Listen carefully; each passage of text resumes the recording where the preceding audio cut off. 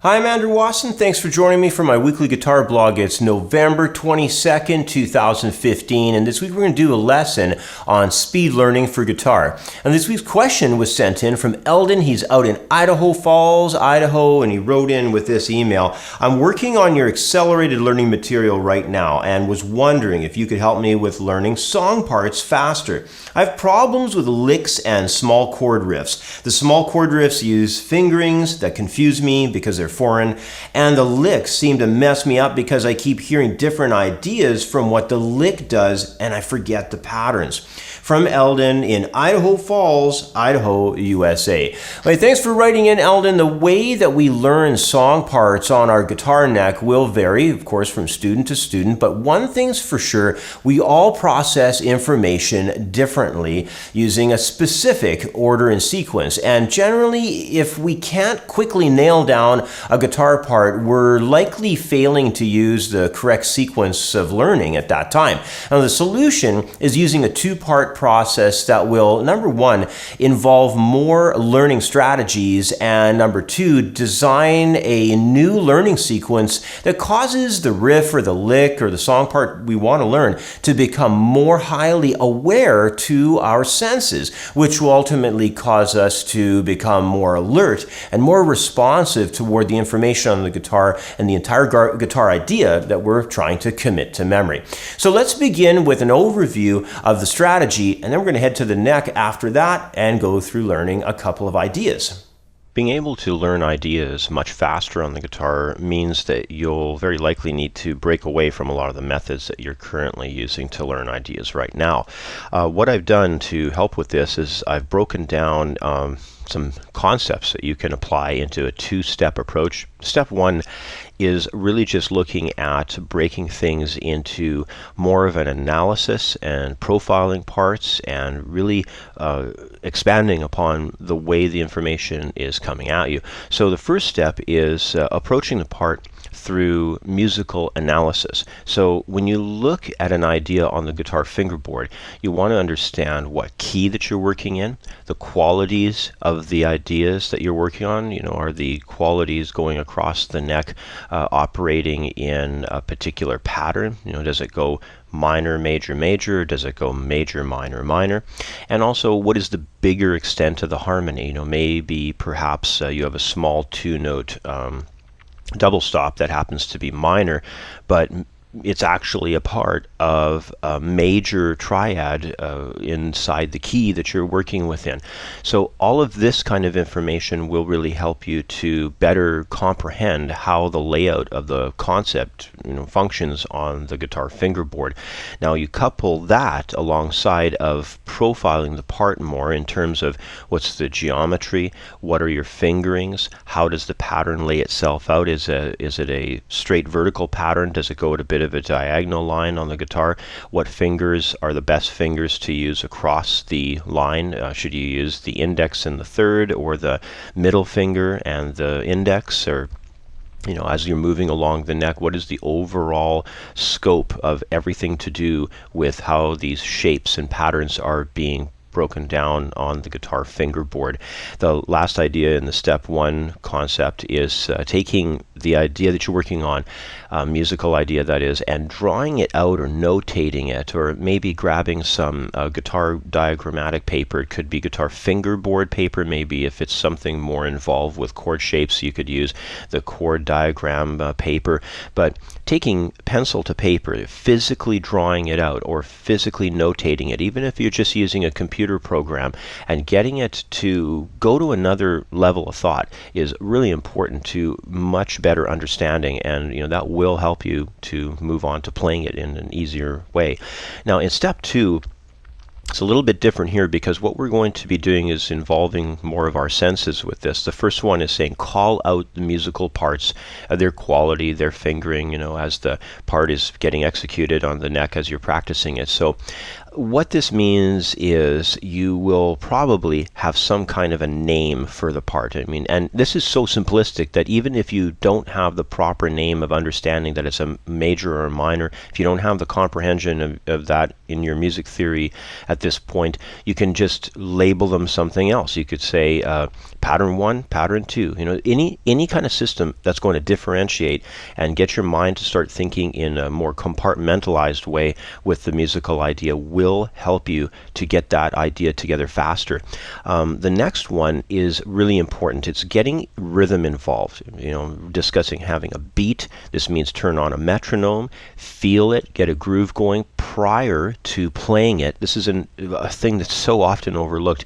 A lot of times students will just flip on a metronome and then just try to blast through the part without counting in, feeling the time, and then getting going, you know, into the thing with a pre-established feel started through a count in, and then you're going to perform. Now, when you're testing movements, you have to, of course, memorize them first. You have to have a very clear comprehension before you get a beat or a groove or a metronome, drum machine, whatever it may be, into effect with the part. So memorize first, get total clarity, get that metronome or beat on, and then that is what will build speed for that riff and that lick. When I was going to music college, as an elective class, I took some classes on country guitar, and I really liked the sound of it. It was a really neat class, and that was the first time of learning those faster, you know, real quick, fast-paced country licks.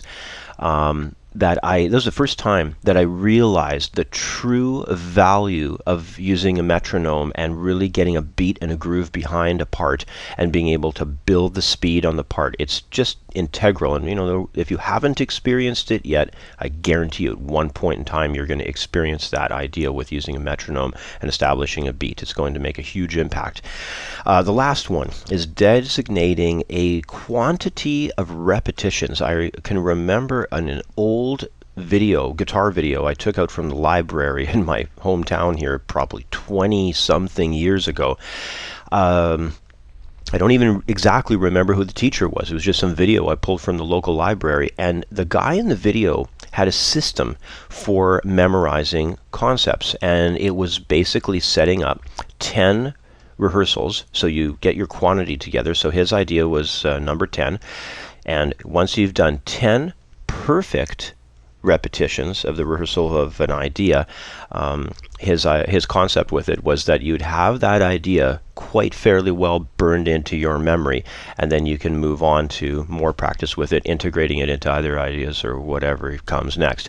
So that is an excellent idea to work around in when you're building new parts for your for songs, or if you're just working on a riff or a lick or whatnot. This really makes a pretty huge impact. So those are the outlines of this strategy that we're covering here, and the next thing we're going to do is go to the guitar, and I'm going to show you a couple of ideas and put these concepts into use. So let's go ahead and do that next.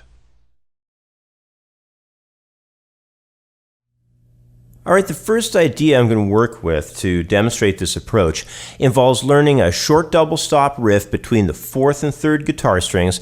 Here's how it sounds. I'm going to play it one more time for you.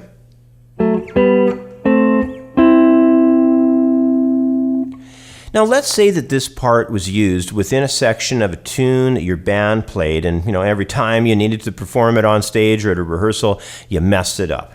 Now to fix this issue, we'll start with learning its key and its harmonic qualities. So a little bit of music theory concerning the idea. And since our idea uses double stops and plays through them traveling minor, major, minor, and then major again up there in the 9th fret position, general music theory for harmony and analysis tells us that these are actually a part of larger triads moving along the neck, going D major, E minor, F sharp diminished, and then A minor. So those are actually a part of this.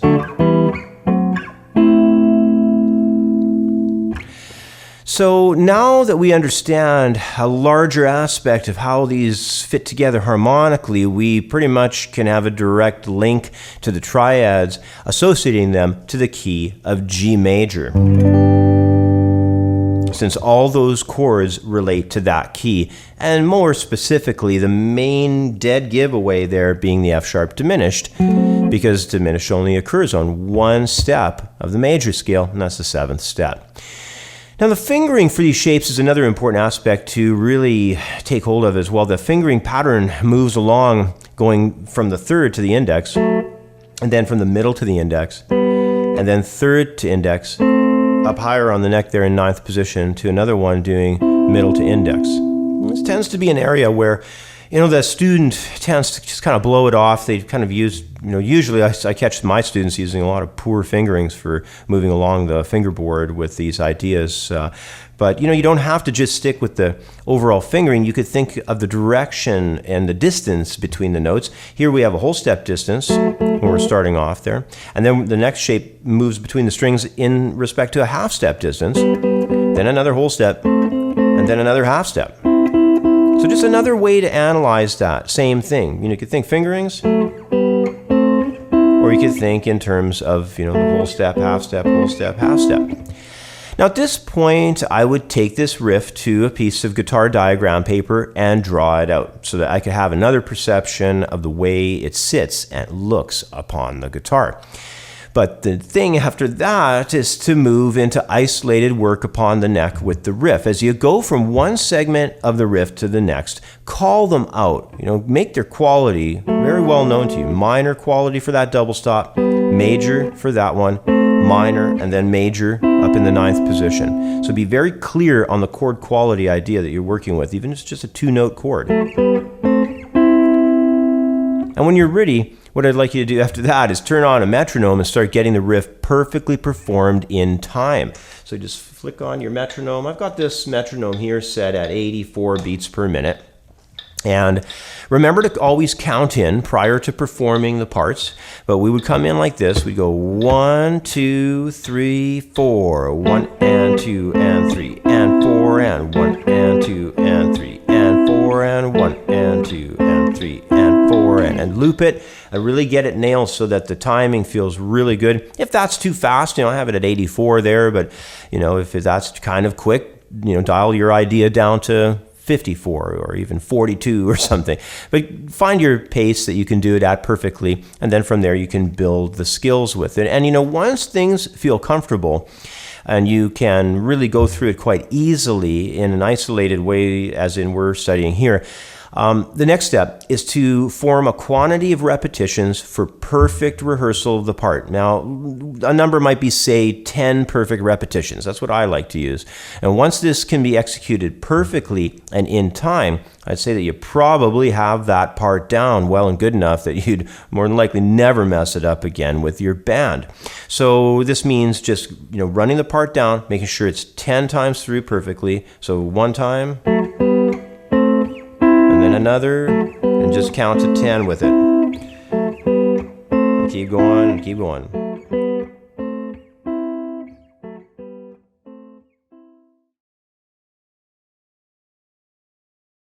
Okay, the second idea that I'm going to work with to demonstrate this approach involves learning a short guitar lick between the 3rd and the 1st guitar strings up around the 8th position. So first of all, here's how it sounds.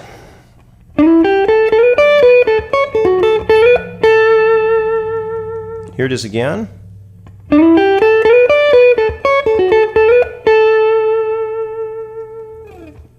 Okay, first of all, something to mention before we go any further is this lick misses out on the downbeat. So when you're counting it in, you have to count in 2, 3, 4, 1, and then the lick is going to enter. So be careful about that, and a lot of licks will do that. They'll miss downbeats, or maybe they'll miss the downbeat of 3, or the downbeat of 1, but you got to watch out for that in a lot of the guitar patterns. Now let's get into the strategy here with it. The lick uses scale tones of D, E, F sharp, G, A, B, and C sharp up to the octave. This is putting us in the key of D major, and the fingering pattern operates between the lowest note at 8th position heading to a highest note of 12th position. There are 2 grace note slides you want to be aware of and a pickup slide from below with no other phrasing techniques. So we have that pickup slide, and then we've got the grace notes within the lick.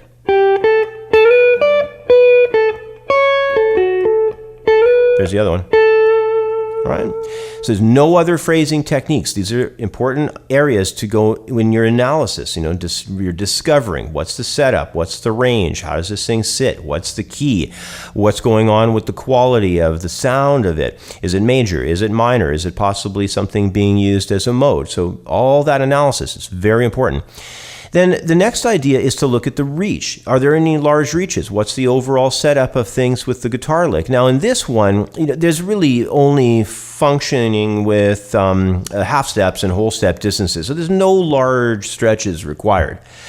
Now next we want to probably go ahead and draw out the part on a neck diagram page, or maybe even notate it on a staff, or maybe do both. And once you have got some experience notating it, turn on a metronome and begin developing the feel and the groove for the overall part. I'm going to grab my metronome and turn it on at 116 beats per minute, and I'm going to go through this idea. Remember that rest on the downbeat. Here we go. And 1, 2, 3, 4, 1.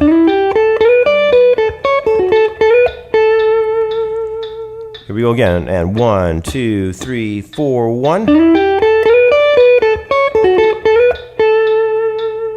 And when you're practicing this kind of an idea, in the beginning, you'll probably be paying a lot of attention to the metronome, but over a period of time, really get more into the feel and the attack and the dynamics of the lick, start stressing certain tones that you believe are important ones. And, after that, you're really going to have quite a good awareness of the part. So working with a metronome in the initial stages like that is really going to be quite helpful for developing the feel for the overall part. And once you have a feel overall that you have it committed to memory and it's comfortable, the next stage of all this is establishing that quantity of perfect repetitions. And again, we could maybe just go with 10 perfect repetitions as a goal. And once this can be executed perfectly and in time, you probably have the part down good enough that you'd never mess it up again with your band.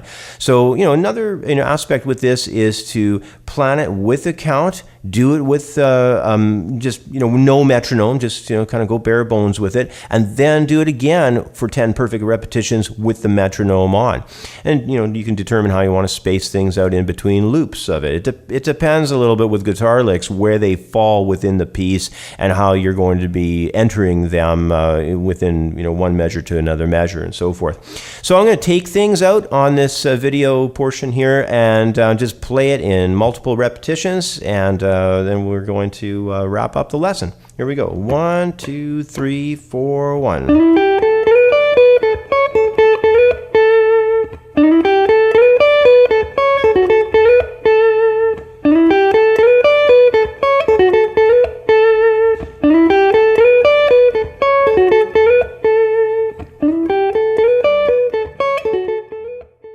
Well, when we want to commit an idea, whether that's a lick or a riff or a song section, to memory, we know that we need to study it and that we'll have to spend a good deal of time playing it over and over again. But sometimes with certain musical parts, the phrases we need to commit to our memory just will not stay in our minds. And the real trick to dealing with these situations is through using a much more involved and comprehensive learning strategy. And the system that I've outlined here is absolutely fantastic for achieving great results when you need to have a far deeper learning approach to fully commit a phrase to your memory in the most surefire way. So hope it helps you and hope you have some good success with this stuff. Anyhow, that's all the time that I have for today. And as always, I want to say thanks for watching. Please subscribe to the channel, and if possible, please consider a small donation to help fund the guitar project here. Otherwise, have yourself a really great week, and I will catch up with you next time. Bye for now. I'd like to take a moment to mention another guitar video lesson project I've started. It's a unique guitar lesson approach that I'm doing online, and it's not like anything I've done before. Best of all, it's 100% free.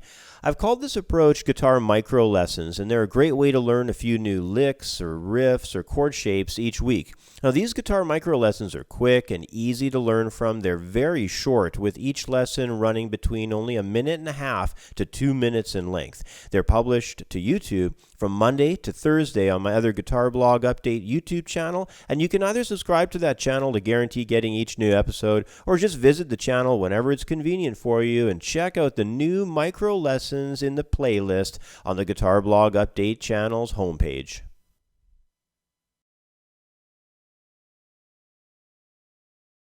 If you're interested in learning faster, making better use of your time, and practicing longer, the Accelerating Your Learning Curve ebook is for you. Over 60 pages of information on how to take control of both the way you learn and the time that you devote to your practicing.